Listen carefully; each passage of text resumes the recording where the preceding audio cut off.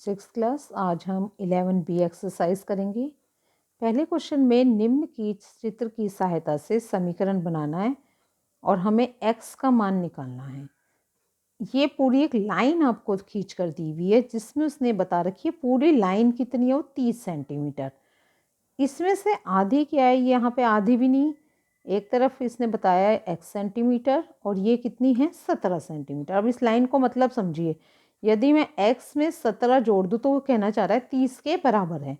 तो ये हमारा समीकरण बन जाएगा क्वेश्चन नंबर फर्स्ट का आपका समीकरण नंबर 1, x + 17 बराबर 30। हमने कल 11A एक्सरसाइज में यही इस तरह के क्वेश्चन समीकरण हल करे थे, है ना। आज हम यहाँ पे इक्वेशन खुद बना रहे हैं, यानी समीकरण खुद बना के सॉल्व करेंगे। उसने हमें समीकरण क्या दिया है कि x में 17 प्लस करते हैं तो 30 आता है, तो x का मान निकालिए। तो बस x का मान निकालने के लिए हम x को यहीं रखेंगे और ये बराबर से उधर चला जाएगा।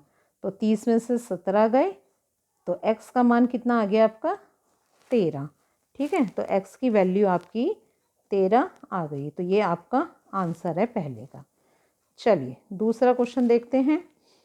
दूसरे क्वेश्चन में वो कह रहा है राम की उम्र श्याम से 5 वर्ष अधिक है। राम की वर्तमान उम्र 28 है, तो श्याम की वर्तमान उम्र बताइए। तो इसके लिए हमें किसकी उम्र ज्ञात करनी है, श्याम की।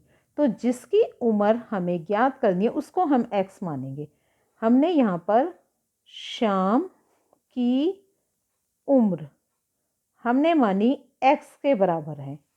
ठीक है, अब हम दोनों की उम्र बराबर करते हैं इनकी। पहले तो यहाँ मैं श्याम को रख रही हूँ और यहाँ मैं राम को रख रही हूँ। ठीक है, अब जो श्याम है, राम की जो उम्र है श्याम की उम्र से 5 अधिक है, यानी जो राम होगा इससे 5 अधिक होगा।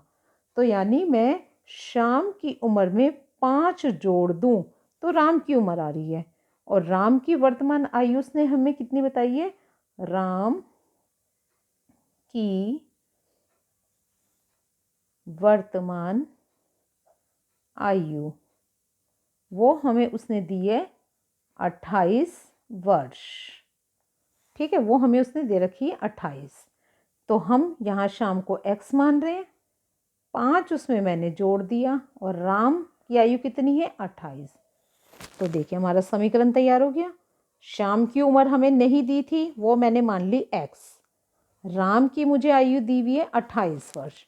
वो कंडीशन उसने क्या लगाई है कि जो श्याम है वो 5 वर्ष अधिक है, तो श्याम में मैं 5 वर्ष ज़्यादा जोड़ दूँ तो ये आपकी राम की आयु आ रही है।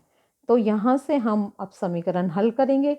ये प्लस का 5 है, इधर जाके क्या हो गया माइनस का 5। तो x की वैल्यू कितनी आ गई 23। तो अतः आंसर हम क्या लिखेंगे, अतः श्याम की आयु बराबर 23 वर्ष। इसको ऐसे भी उदाहरण से मतलब एग्जाम्पल को क्लियर कर सकते हैं। देखो 23 और 5 28 हो गए, यानी इसकी उम्र इससे 5 अधिक थी, तो 23 में मैंने 5 जोड़े तभी तो 28 बनेगा। ठीक है, आ जाइए क्वेश्चन नंबर 3 आपका। किसी संख्या में 5 जोड़ने पर 15 प्राप्त होता है, तो संख्या बताइए। तो जो भी चीज़ आपको चाहिए 6 क्लास उसको x मान लीजिए जो हमें ज्ञात करनी है। माना संख्या बराबर x। ठीक है, संख्या मेरी x है। अब उसने क्या कहा है, x में कितना जोड़ दूं, x में मैंने 5 जोड़ दिया तो मुझे कितना प्राप्त हुआ 15। ठीक है, तो ये मेरा समीकरण तैयार हो गया। x में मैंने 5 जोड़ के मेरा समीकरण बन गया। तो अब हम यहाँ से x का मान निकाल सकते हैं। इसको 15 बराबर के इस तरफ ले जाएंगे 5, तो x बराबर कितना आ गया मेरा 10। तो वो संख्या क्या आ गई आपकी, माना क्या संख्या है वो हमारी x। चलिए नेक्स्ट क्वेश्चन नंबर 4। शशि ने कुछ पेंसिल खरीदी 2 पेंसिल उसने अपनी बहन को दे दी और उसके बाद 3 पेंसिल शेष बची हैं, तो कुल कितनी पेंसिल खरीदी। ठीक है, तो हम यहाँ पर जो कुल पेंसिल ज्ञात करनी है हम वही मानेंगे x। माना कुल पेंसिल, ठीक है, तो कुल पेंसिल मेरी कितनी है x। ठीक है, x में से उसने क्या कहा है, अपनी बहन को, छोटी बहन को कितनी दी है उसने 2, तो यानी कुल में से मैंने जब उसको 2 दे दी तो मेरे पास कितनी बची 3, यानी कुल में से मैं 2 घटा दूं तो 3 ही तो शेष बची।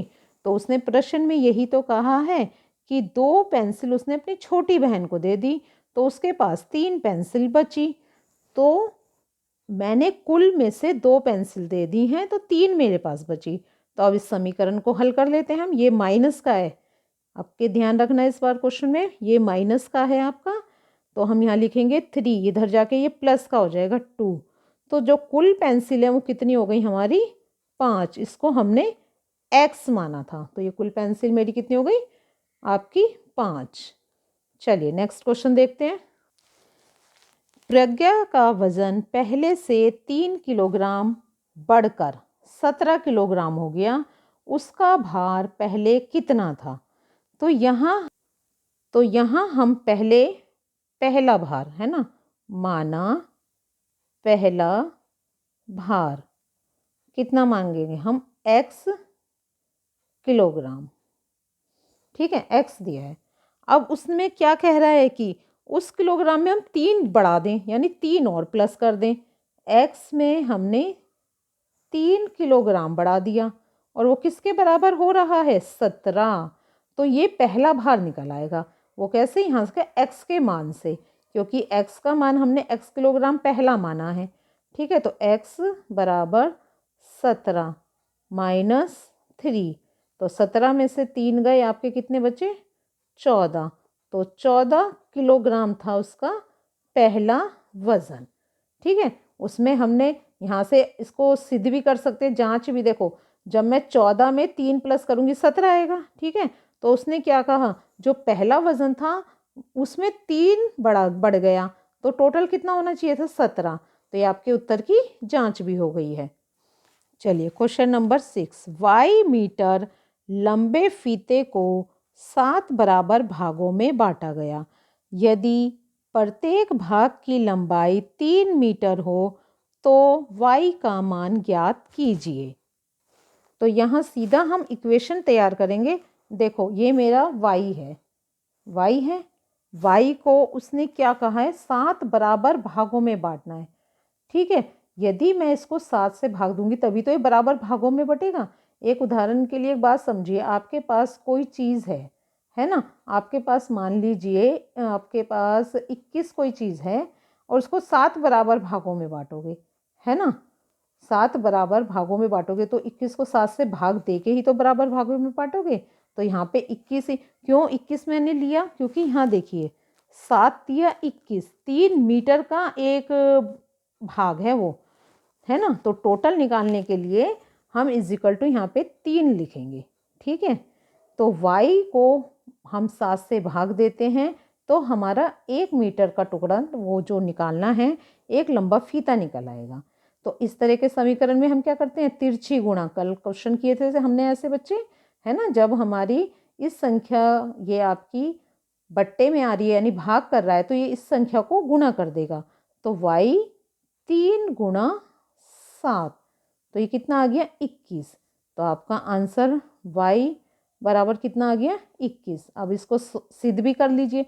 देखो ना, अब इसने कहा है कि 7 बराबर भागों में बांटना है। यदि मैं 21 को आपके 7 से भाग दे दूँ तो 3 मीटर का ही तो एक फीता आएगा हमारा। तो यानी टोटल हमारे पास कितना था 21, हमने उसे 7 बराबर भागों में बांट दिया तो एक फीते की लंबाई हमारी कितनी आ गई आपकी 3 मीटर। नेक्स्ट क्वेश्चन है, किसी संख्या का आधा उसकी चौथाई से 10 अधिक है तो वो संख्या ज्ञात कीजिए। तो ऐसे क्वेश्चन में तो आप सीधा पहले वही लिख लीजिए, माना माना संख्या, माना संख्या मेरी क्या है, x। ठीक है, अब क्या कह रहा है, इस x का क्या कह रहा है, आधा, आधा ये कर दिया मैंने। ठीक है, और ये क्या कह रहा है, इस x का चौथाई। ठीक है, ये चौथाई है इसका। तो ये कह रहा है किसी संख्या का आधा उसके चौथाई से 10 अधिक है, तो वो संख्या आपको ज्ञात करनी है। तो यहाँ अधिक के निकालने के लिए हमने क्या एक चीज़ देखी बच्चे कि ये जो संख्या है आपकी x/2 और x/4, यदि इन दोनों का हम अंतर निकाल लें तो वो इससे 10 अधिक, मतलब मीन्स वो इससे कहना चाह रहा है कि यदि मैं इन दोनों का अंतर निकाल लूँ और इसमें या इसको प्लस कर दूँ, यहाँ पे यदि आप अधिक कह रहे हैं तो हम इसको यहाँ पे क्या कर देते हैं, तो वो अधिक कह रहा है तो इसमें मैं क्या करूँगी, 10 प्लस यहाँ पे, क्योंकि उसके चौथाई से तो अधिक है। यहाँ पे इसने क्या कहा है, चौथाई से अधिक है, तो यहाँ हमने इसके चौथाई में 10 प्लस कर दिया। अब हम इसे सॉल्व करने के लिए इसको कहाँ ले जाएंगे, माइनस, क्योंकि x की संख्या हमें एक तरफ रख के सॉल्व करना है। तो ये प्लस का है, इधर आके हो गया माइनस का, x/4 और 10 आपका यहीं पे रह गया। ठीक है, तो x/2 और ये आपका एलसीएम ले लेते हैं यहाँ x/4। तो ये 2 और 4 का लघुत्तम कितना आ जाएगा आपका, 4। 2 दूनी 4 और 2 को x से गुणा करा, 4 से इसको भाग करा और एक x ही आ गया बराबर, 4 से 1 आया और 1 को x से गुणा करा तो x, ये बराबर 10। 2 में से एक x चला गया तो यहाँ क्या बचा, x/4 बराबर 10। ठीक है, अब क्या हो जाएगा, ये आपस में तिरछी गुणा, x 10 गुणा 4, तो यहाँ से आपका x का मान क्या आ गया, 40। ठीक है, तो ये चौथाई से उसने क्या कहा, वो संख्या अधिक है, तो यानी चौथाई, चौथाई क्या होता है, 1/4। ठीक है, तो 10 में हम 1/4 की गुणा करेंगे, वो तिरछी गुणा हो जाएगी 1/4 की, जैसे यहाँ पर हुई है ना तिरछी गुणा, तो उसका वो चौथाई भाग यहाँ से निकल कर आ जाएगा। तो इसका आंसर आ गया आपका 40।